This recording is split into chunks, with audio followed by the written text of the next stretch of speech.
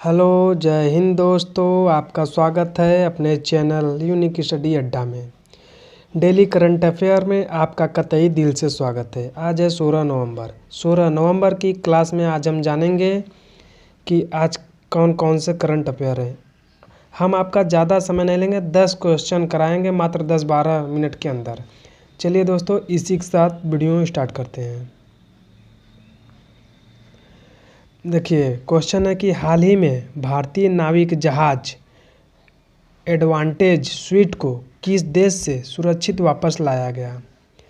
किस देश से सुरक्षित वापस लाया गया? ऑप्शन ए में है आइसलैंड, ऑप्शन बी में है रूस, ऑप्शन सी में है फ्रांस, ऑप्शन डी में है ईरान। देखिए, इसका सही आंसर हो जाएगा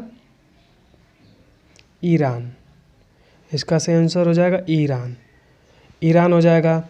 अब हम ईरान के बारे में जान लेते हैं। ईरान की जो है कि राजधानी, ईरान की राजधानी तेहरान। ईरान की राजधानी जो है कि तेहरान हो जाएगी।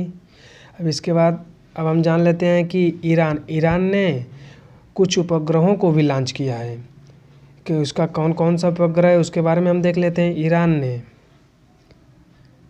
नूर 3 उपग्रह, 2 उपग्रह, ये सब उपग्रह लॉन्च किए हैं। और ईरान ने एक मिसाइल को भी लॉन्च किया है जिसको हम बैलिस्टिक मिसाइल कहते हैं, जिसका क्या नाम है? उसका नाम है खैबर या खैबर कह सकते हैं आप लोग। खैबर या खैबर कर सकते हैं उसको आप लोग। अब देखते हैं हम, अतः आंसर इसका क्या हो जाएगा? ऑप्शन नंबर डी, ईरान हो जाएगा। अब नेक्स्ट क्वेश्चन की तरफ हम लोग चलते हैं। नेक्स्ट क्वेश्चन है, देखिए, हाल ही में 19वें कलाकार पुरस्कार से किसे सम्मानित किया गया? 19वें कलाकार पुरस्कार से किसे सम्मानित किया गया? ऑप्शन में है संजय जैन, बी में नरेंद्र मोदी जी हैं, सी में अपोलिनारिस डी सूजा हैं, ऑप्शन डी में है इनमें से कोई नहीं। देखिए, सबसे पहले हम बात कर लेते हैं इसका आंसर कौन सा है। ऑप्शन नंबर सी, डी सूजा जी ने 19वें कलाकार पुरस्कार जीता है। अब हम बात कर रहे थे नरेंद्र मोदी जी को भी एक अवार्ड मिला है जो कि बहुत ही इम्पॉर्टेंट है। नरेंद्र मोदी जी को कौन सा अवार्ड मिला है? लता दीनानाथ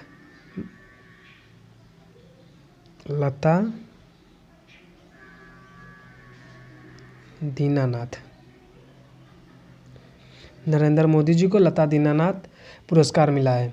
लता दीनानाथ पुरस्कार किस क्षेत्र में दिया जाता है? लता दीनानाथ पुरस्कार उस क्षेत्र में दिया जाता है जो व्यक्ति राष्ट्र के समाज में बहुत ही महत्वपूर्ण भूमिका निभाई हो या योगदान दिया हो, उसे लता दीनानाथ पुरस्कार दिया जाता है।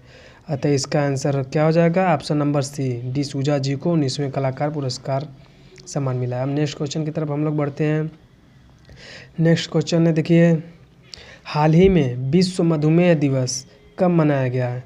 ये क्वेश्चन तो आप लोग थंबनेल से ही देख ही लिए होंगे कि कब मनाया गया होगा। देखिए, विश्व मधुमेह दिवस जो कि है 14 नवंबर को मनाया गया है। कब मनाया गया? 14 नवंबर को। अब हम जान लेते हैं 14 नवंबर को और कौन कौन सा दिन मनाया जाता है। देखिए, 14 नवंबर को देखिए बाल दिवस मनाया जाता है जो कि अभी हाल ही में बीता है। 14 नवंबर को बाल दिवस मनाया जाता है।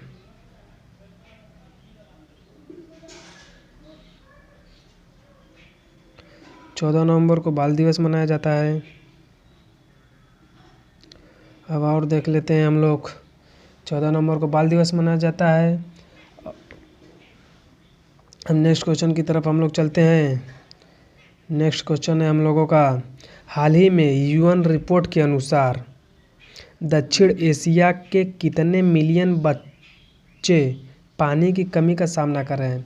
आप लोगों को जानकर हैरानी होगी कि एक दक्षिण एशिया है जहाँ पर मतलब कितने मिलियन बच्चे लोग पानी की कमी का सामना करें, यानी कि उनको मतलब कि पानी पीने को संपूर्ण रूप से नहीं मिल रहा है।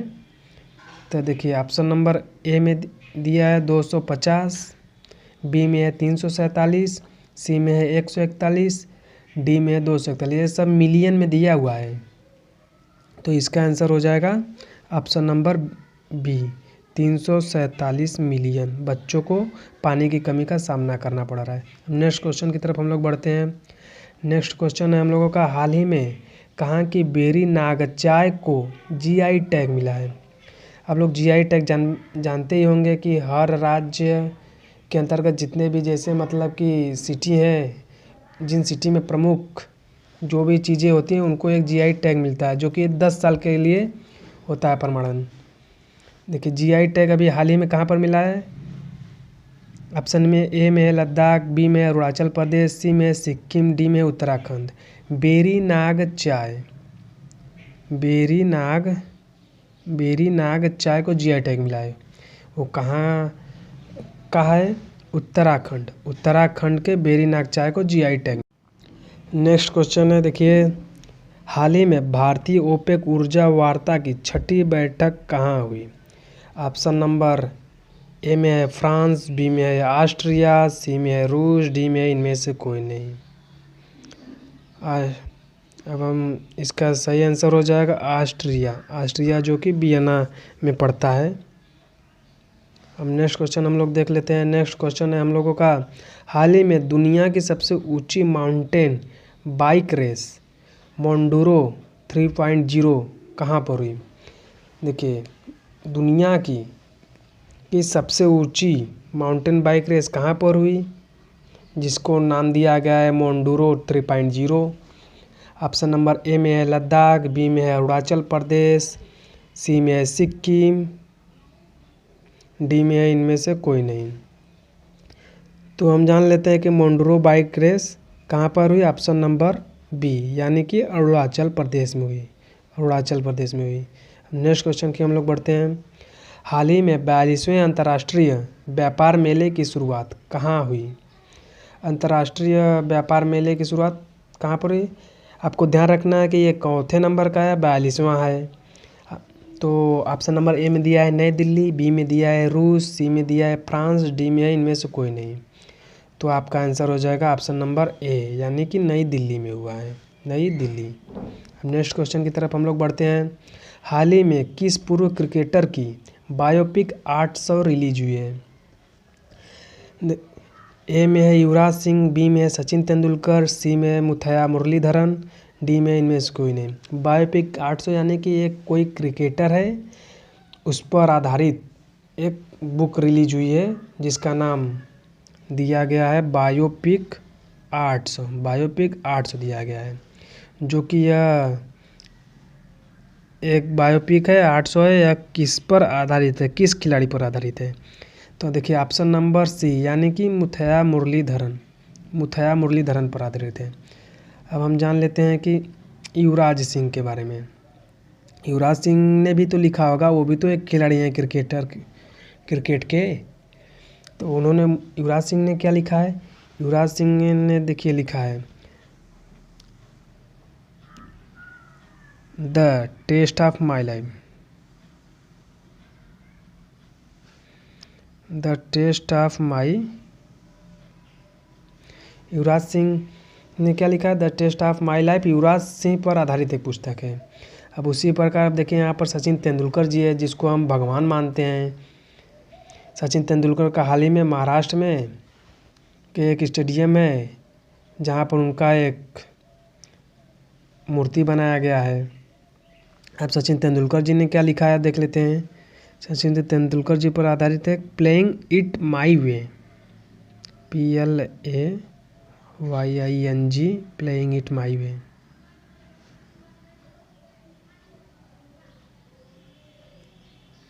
Playing it my way Sachin Tendulkar ji पर। और सभी लोगों को ये सब याद रखना है।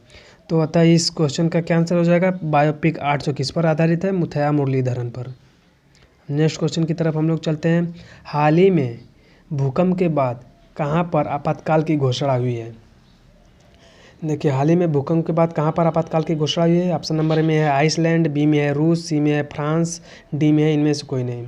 आप लोग ये मत कर दीजिएगा कि भारत में हुई है, क्योंकि भारत में अभी हाल ही दिनों में यानी कि 2-4-5 विगत दिनों में थोड़ा सा भूकंप आया था। आप ये मत कर दीजिएगा कि भारत में ही आपातकाल की घोषणा हुई है, जो कि ये ऐसा नहीं है। देखिए कहाँ पर आपातकाल की घोषणा हुई है। आपातकाल की घोषणा आइसलैंड में हुई है। आइसलैंड भी एक छोटा सा देश है भारत की अपेक्षा, जहाँ पर भूकंप आया था तो वहाँ पर आपातकाल लगा दिया गया है। देखिए दोस्तों, यहीं पर वीडियो हम लोगों का समाप्त होता है। अगर अच्छा लगा हो तो लाइक, सब्सक्राइब और शेयर ज़रूर करें। जय हिंद दोस्तों।